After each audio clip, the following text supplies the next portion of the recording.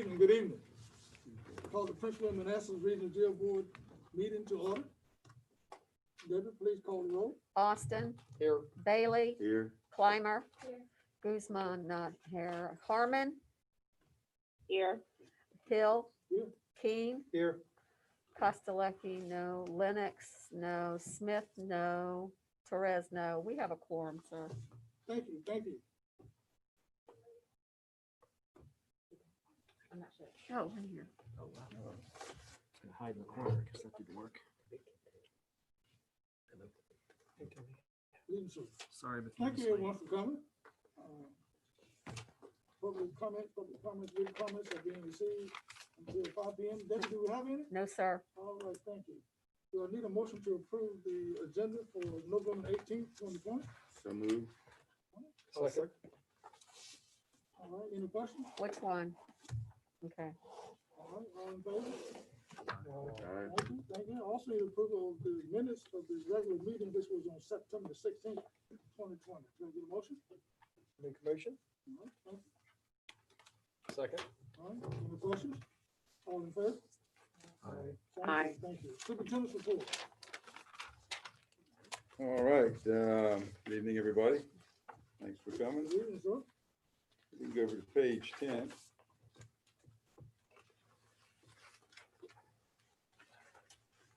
And down to the second section,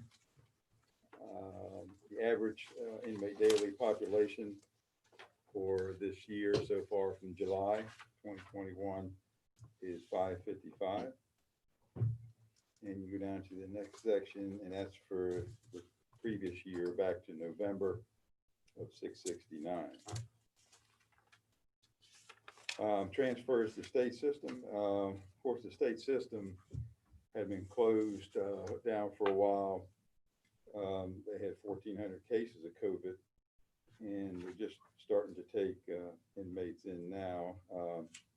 We have sent 6 so far, and the state has done 11 early releases from our jail here. Department of Corrections out of compliance is 92 inmates. You see the commits for September 598 and September and October 557. Releases for September 587 and October 514. Process only, those inmates did not come into the jail, they went to the magistrate, released on a recognizance and had to be processed. 64 in September and 72 in October. On page 11, the average daily count for the complex for September, average was 566, with a high count on September 20th of 593.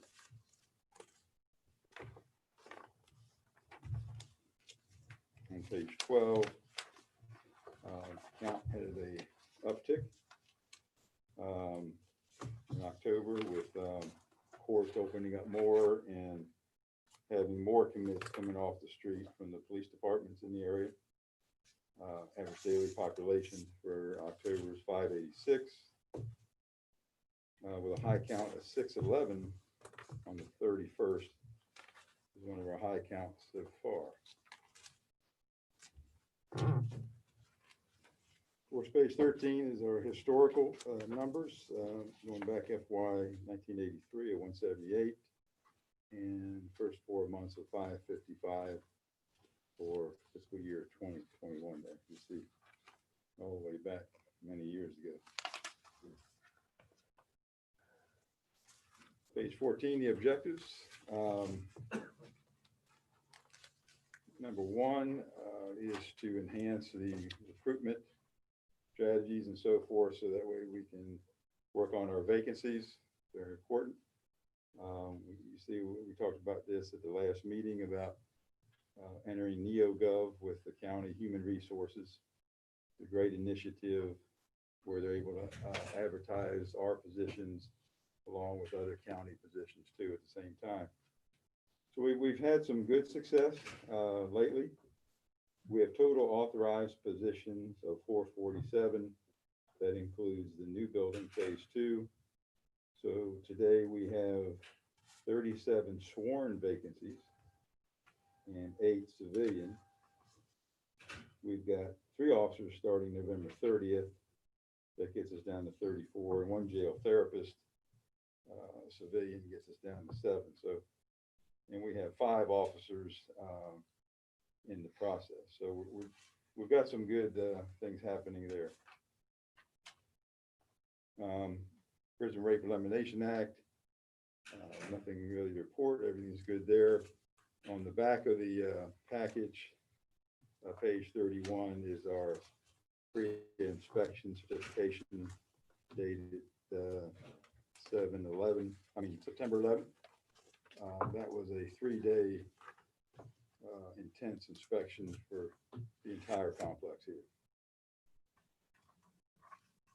Career development, number 3, Captain McMahon, Lieutenant Powell, Sergeant Harris completed the Virginia Compensation Board Lawful Employment Practices 2020 conference, October 8th and 9th. And additional training for all ADC staff, completed the updated COVID-19 and cybersecurity training in October. That was for all county staff too. Phase 2, we're planning and hoping that potentially be able to open up phase 2 in mid-December timeframe. That is pending a major inspection this week, ensuring that all change orders are complete. If they got to do more work, it could carry us into early January, especially based on the holidays coming.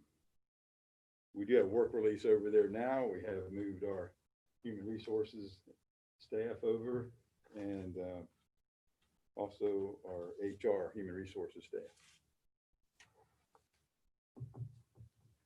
All right, evidence-based decision-making policy team.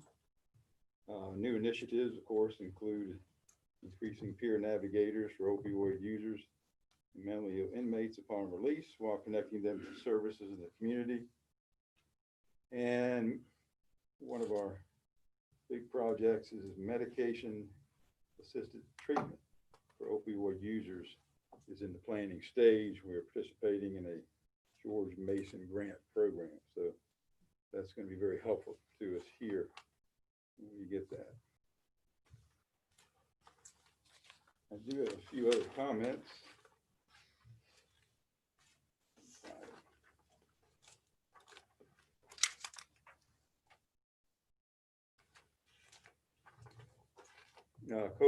COVID-19 update. Total staff cases since COVID started is 39. Current positive staff is 7. Inmate total cases 65. Current inmate positive is 0. And at our last meeting, a motion was made on September 16th to accept immigration detainers when inmates have been charged with or convicted of felony violations, in a window of 2 hours for ICE to pick them up when notified. I can just give you a short update on that, since that date, we have released to ICE 16 inmates in a timely fashion, and all of them were felons. And is there any questions about that? Do we know how many, do we know the delta, Pete, of how many they did not pick up because they didn't get here in time? They picked them all up, Oh, all okay. 16. All right. Yes. In the window that we were Yes, sir. Got it. directed to follow. The ADC jail basic graduation will take place on December 4th. We have 15 officers. We're limiting it basically to the officers and staff, and you'll be able to watch that as we put out last time on YouTube. Deb, did it go on last time? Mm-hmm. And Deb will send out something close to that time where you will be able to watch the graduation. Chairman, that's all I have. All right, Superintendent, We got the graphs, right? you want to go through, do the jail population report now? Sure. Any questions for the superintendent so far? I don't, Mr. Chairman, Yes, I'm sir. getting a text message from one of the alternates. He said he thought that there was a virtual option for attending this meeting. I didn't get that information. I just want to tell him, no. Okay. What was the question? He thought that there was a virtual option to attend to this evening's meeting. I don't think we should have. I didn't receive No, that you word, didn't. okay. On the graphs, we're gonna look at, certainly display an increase in our facility count as a result of the increase of commits through the police departments and the courts opening back up. So we go to graph one. Go ahead. I don't have a copy of it. You don't have a copy? Thank you. The Manassas complex, that's all our buildings here in Manassas. And you look over at the August date, you'll see the uptick starting there, starting to increase, and so I'm sure we're gonna see more as we go along. And it goes through, the next couple of slides go through each building. In August, you see in the main uptick of 265 and on out to October, 274. Modular building from 93 to 107 in October. Work release, we started putting our work release program back together and moving back over here at 13 in October. Central building, you can see there 190 in October. One thing that doesn't go up right now is transfers to the Department of Corrections because of the issues with COVID, for sure.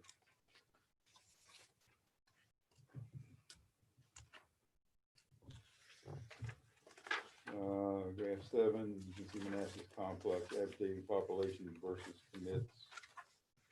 The gray, the dark gray is the commits, and the ADP is just below that.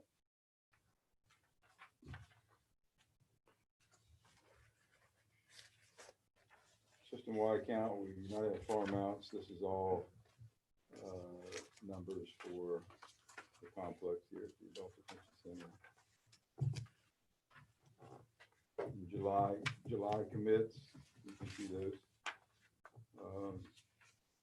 The graphs all over the place. It goes down and it goes back up some recently, as we talked about.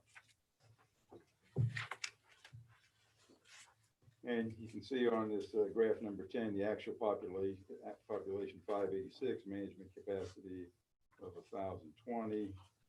Of course, leaves plenty of room as COVID at some point goes away. We know these numbers are going to go up. We've seen them recently, numbers in the 600s. We were low as far as the upper 400s for a while, several months back, but we have seen a reasonable uptick. And then the system-wide, well, the system-wide is a little gray. We don't have any farm outs out. That's just on the complex. And the projected into the future, the long future projection, and COVID just destroyed that. But we'll see how things go. And that's all I have, Mr. Chairman. Any questions for the superintendent? Superintendent, can you talk a little bit about programs, anything going on with programs, anything? Yes, we bought back quite a few programs. Okay. Both drug dorms for men and women are up and running. GED is coming back. Let's see, OAR, the reentry contract we have, they're back. Chaplain services are back. So we're bringing them back slowly, and they have to all adhere to the COVID policy, the mask, the instructors, and spread around a little bit, and the inmates mask also. So we are definitely bringing them back slowly. I know historically, the chaplain always does something around Christmas time for the inmates. Anything planned yet for the It won't be population? a big gathering. Okay. We're not doing church service yet. He usually sends, gets them some cards and so forth like that Okay. for right now. Sure. Thank you, sir. Any questions, superintendents, about the programs we just talked about? All right. Next, budget update. Yeah, so if you'll turn to page 25, please. Our commissary balances are pretty steady at 2.2 million, very healthy balance. And our expenditures, as you can see in the commissary budget that you approved, have been quite low, and that's a reflection of our programs slowly getting back. So we anticipate that to increase in the next few months. Our federal, the inmate account balance is around 100,000, which is just a reflection of what the inmates have in the population on their accounts. Our federal billing, again, is for October was zero, 423.15 in September. So that's extremely low.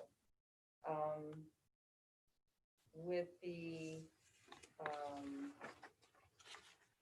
coronavirus, that of course has a negative effect on our revenues. We did get a $50,000 grant from DCJS. They made some funds available to criminal justice agencies that don't otherwise weren't able to get equipment from earlier grants. So the maximum was $50,000. We were awarded that. That goes before the PWC on December 1st in the consent agenda to get that money appropriated so that we can buy some equipment for the facility.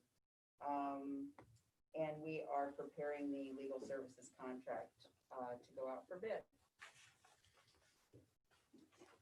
So if you'll turn then on to page 27. On the expenditure budget,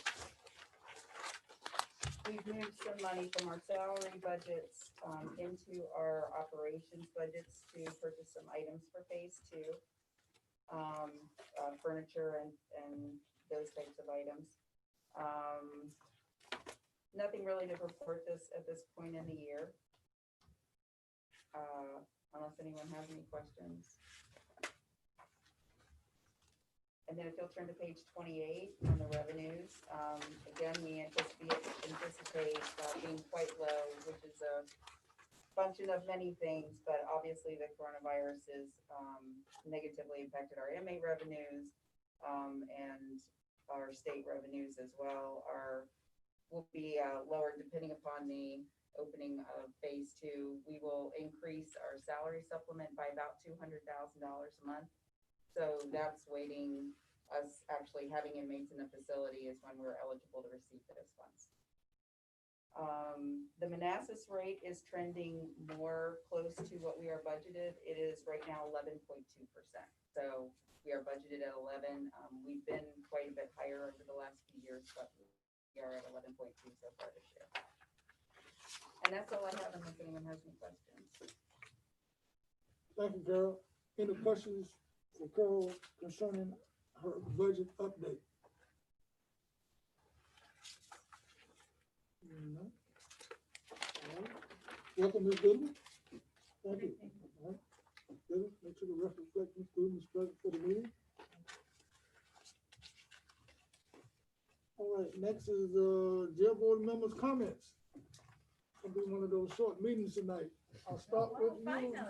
Start with you, Ms. Lennox, and move around the room. Ms. Lennox. Happy to be here. Any comments or Sure. questions? Just happy to be here. Thank you. Thank you.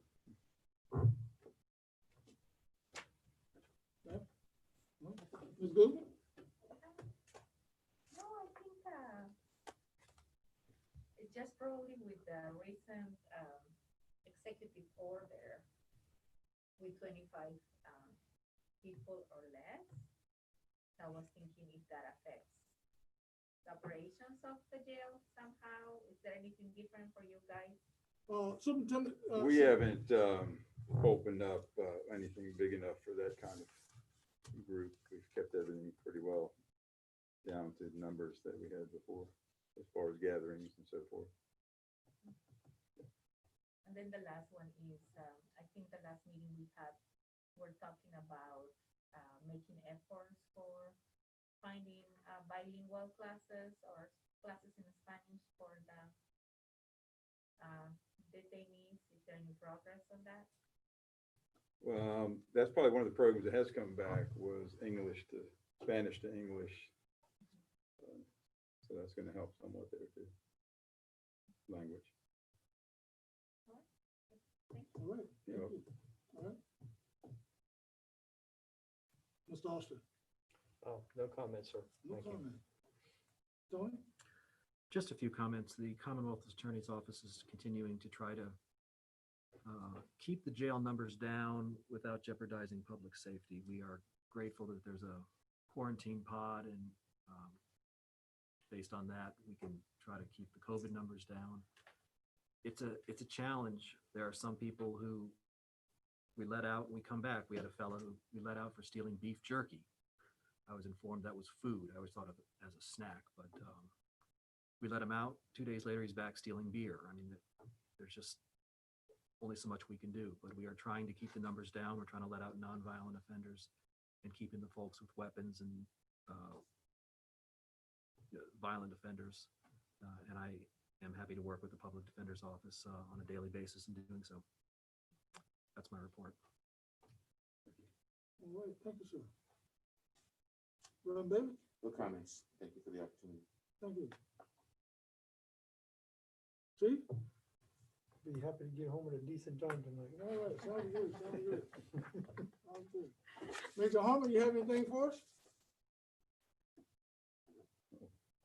I think No, I don't think so. Chief Phelps sends his greetings and he apologizes for not being with you. You know, I'm down here in Florida, so the weather's here. I wish you were beautiful. That's about it. Nice. Thank you, Dawn. All right. I only have one comment what's tonight. it gonna be freezing tonight? I only have one comment tonight. And David, could you come up here so I can say a couple things about you? It can't be good. No, it can't be good. This is Debbie's last meeting. Debbie is going to retire at the end of December. I've known Debbie since she started 31 years ago. And Debbie has worked with 4 superintendents and directly for 2 superintendents. And I'm gonna let Pete say a couple comments about how he feels about it. But every time I work with her, she's always been the same way. Debbie didn't change in 31 years, let me say that. Debbie was the same way from the first day until she is now. And of course, most of you don't know that Debbie was a professional skater, and she's been involved in skating for probably the last 40 years or 50 years, and she's still involved in skating. And I think when she's retired, she'll still be on the board of directors for all that skating around the country. But just been a delightful person to work with. Always had plenty of energy. Always answered my questions and gave me a little bit more than I asked for when I asked for something. But just a good person to have. Looked up for me a couple of times. I remember she bought me a pound cake that a mother made for her and sent back special for me. And I think I shared it with some people. I don't know, but it was good. But Debbie's just always been a excellent coworker, a good friend, and a big supporter of me. So Debbie, I'm certainly going to miss you. Seeing someone been around for 31 years, I mean, that's not easy, and it's not easy to replace you. But I just enjoyed being with you, David. All right. So let me get my good friend Pete come up. He's got something to say. You mean the superintendent's work for Deb, right? Is that Now, Deb has certainly added a lot to the agency over the years, from when she started in 1989, and dedicated professional to her profession. She's mastered that position and certainly will be missed. And of course, she's put in the dues, she's put in the hard work, and she deserves to retire. And we sure wish her a great retirement, you and your family.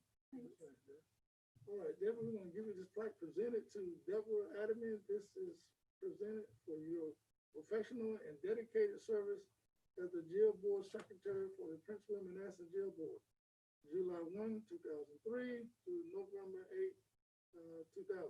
Now, that's for the jail board secretary, which he actually started in 1989 working for the adult detention center. So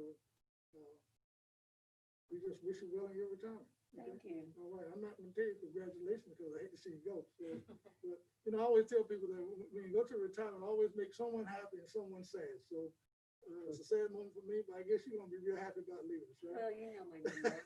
All right, good, all right.